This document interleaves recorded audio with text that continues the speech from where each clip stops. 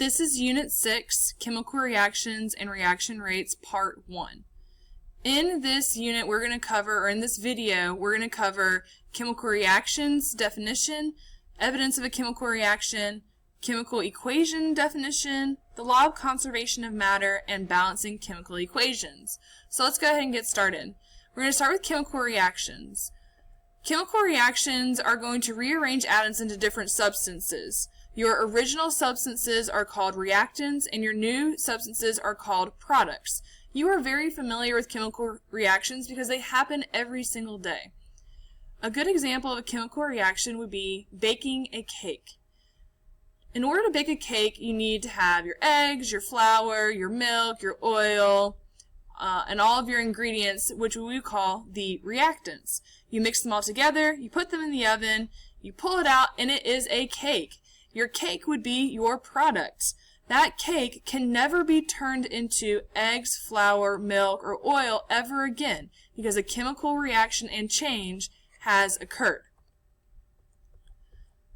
So, how are you supposed to know when a chemical reaction has occurred? Well, there are 5 ways, 5 evidences of a chemical change and of a chemical reaction. The first one is a temperature change. And when we say a temperature change, we're not talking about you had to put it in the oven or on the stove to make it hot or in the microwave, and you didn't have to put it in the refrigerator or the freezer to make it cold. A temperature change, if it's a chemical reaction, is going to happen on its own. For example, hot hands. Hot hands come in a nice, neat little package, and when you shake them up, the hot hands get hot on their own. You didn't have to put it in the microwave or in the oven.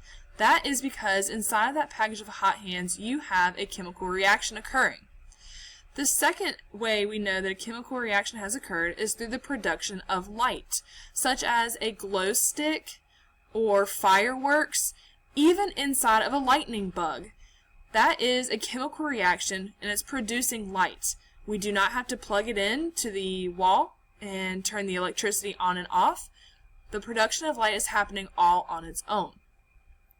The third way we know a chemical reaction has occurred is if there is a color change. And when we say color change, I don't mean painting your fingernails. That is not a color change. When we say a color change, we mean that the substance itself is changing colors and you can never turn it back to its original color. For example, if you burn a sheet of paper, when you burn a sheet of paper, the paper itself turns brown or black and it will never be its original color again. Or during the fall, when leaves change colors. They originally are green, and eventually they turn into beautiful shades of red, orange, or yellow, and then eventually brown. That leaf will never be green ever again. The fourth evidence of a chemical reaction is through the production of gas. The gas can be in form of bubbles, or it could be in the form of an odor or smell. A perfect example of the production of gas is when you pop popcorn. The popcorn itself starts off as a kernel, and it pops into a white, fluffy, delicious morsel of food. And in the process, it also releases an odor. And you can smell that odor from miles away, I feel like sometimes. Another example of production of gas would be inside of a soda. The last one is a creation of precipitate, which would be a solid. I'm not talking about precipitation like rain falling out of the sky or snow, sleet, or hail. When we say the word precipitate, we mean we're going to mix 2 liquids together to form a solid. We will have the opportunity to see the creation of precipitate in a lab that we're going to do within this unit. Alright, so moving forward, let's talk about chemical equations. Now, you've seen this word equation before in your math class, and your equations here in chemistry will be very similar. The only difference is that we are not going to have multiplication, division, or subtraction signs. We will also not have an equals sign, because in chemistry, things are not equal to one another. In chemistry, reactants change and turn into products. Like a good banana versus a bad banana. Good bananas do not equal bad bananas. Good bananas turn into and change into bad bananas. A chemical equation can also be referred to as a molecular equation. In your chemical equation, we're going to see all of your formulas of the reactants and the products. Remember that a formula is going to show you the symbols of your elements and subscripts to indicate how many atoms you have in that formula. Here is an example of part of a chemical equation. Here indicated in blue, we have our reactants. Your reactants will always show up on the left-hand side of your arrow. Within your reactants, you'll see a couple of different things. For example, we see a plus sign here. This plus sign means that we have two reactants. We have hydrogen and we have oxygen. Another thing that I noticed here in our chemical equation is this big number 2 here. This number is what we call a coefficient. This coefficient we're going to learn about in just a minute when we talk about balancing chemical equations. Here on the right-hand side of your arrow, indicated in red, are going to be our products. Notice a couple of things about your products. Here I do not see any plus signs, which indicates that I have, in fact, only one product being produced in this chemical equation. I see another coefficient here as well. Do you notice anything else about our chemical equation here? I see G's and I see an L. I'm going to give you a second to think about what these mean. If you guessed gas and liquid, that would be correct.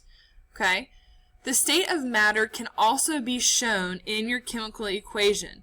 We could have SLG and then something new called AQ.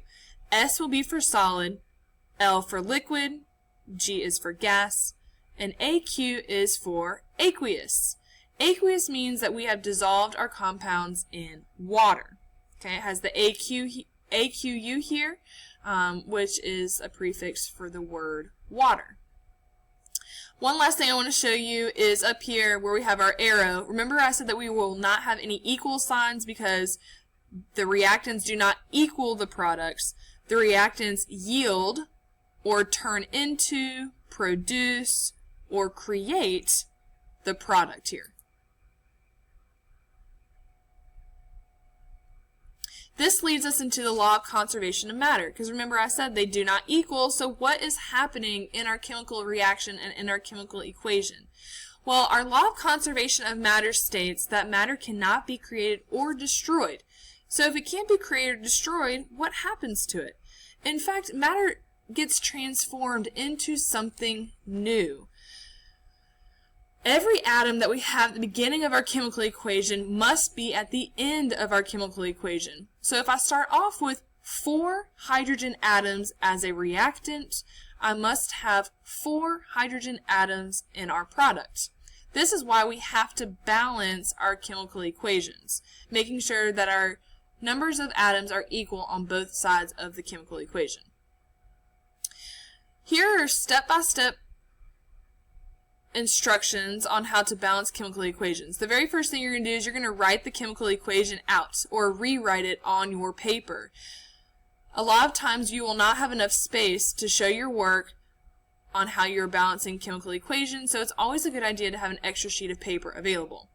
Then we're going to take a list or an inventory of all the elements that we are finding on both sides of our chemical equation. So we'll make a list for reactants and we'll make a list for products. This is what I like to call our inventory. If you have a job or if you ever go grocery shopping with your parents, you've done inventory before where you have to look in your pantry to decide what you do have and what you don't have in order to, so that when you go to the grocery store you're not buying doubles of everything.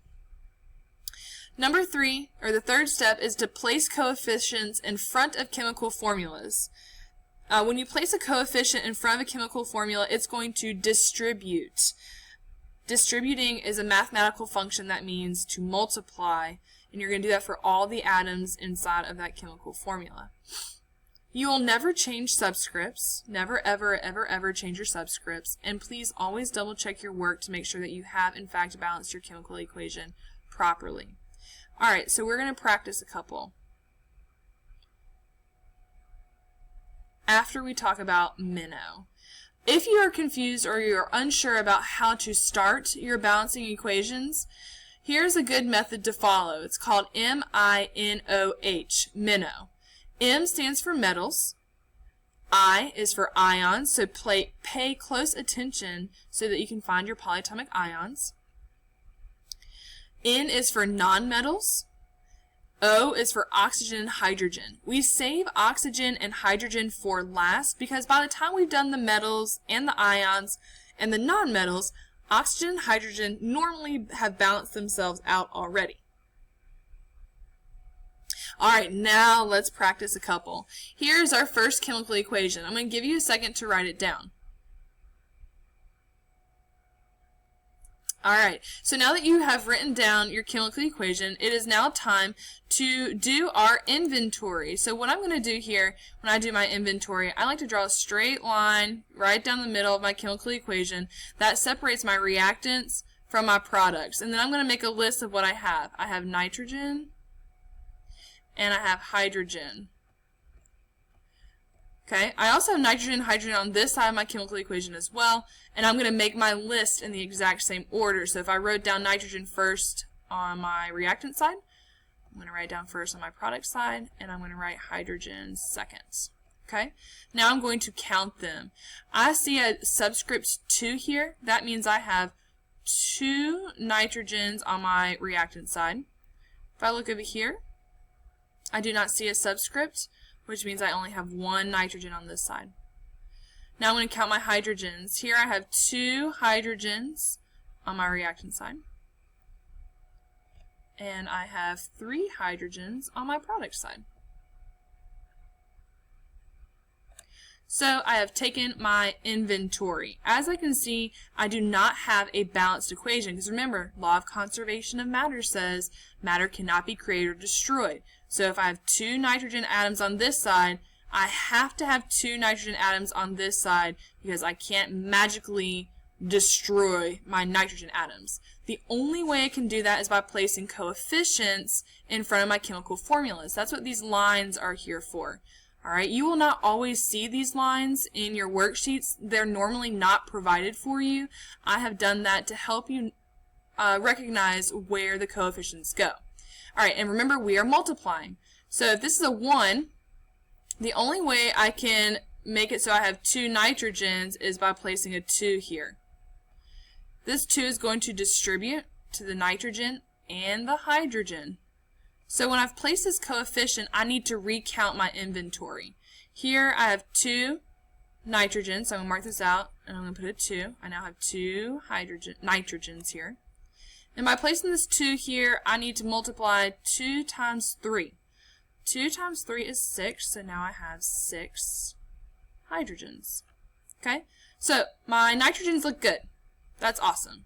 Now let's look at our hydrogens. Okay, they are not balanced. So I need to place a coefficient to balance this chemical equation. I am wanting there to be 6 electrons, listen to me, 6 hydrogens here. In order to do that, I'm going to place a coefficient of 3 right here. Okay, this 3 distributes to the hydrogen here, and I'm going to recount in my inventory. So now I have 6 hydrogens. I'm going to double check my work. I have 2 nitrogens here on this side of my chemical equation and 2 nitrogens here. I have 6 hydrogens here and I have 6 hydrogens here. Therefore, I am chemically balanced. Now, I'm going to leave this blank, or you can put a 1 here. Remember, this is what we call the ghost 1. We don't need to put it there if you don't need to. Alright. There are several more up here that you can do for practice. Here are 4 more balancing equations that you can do for practice. Good luck. If you have any questions, send me an email.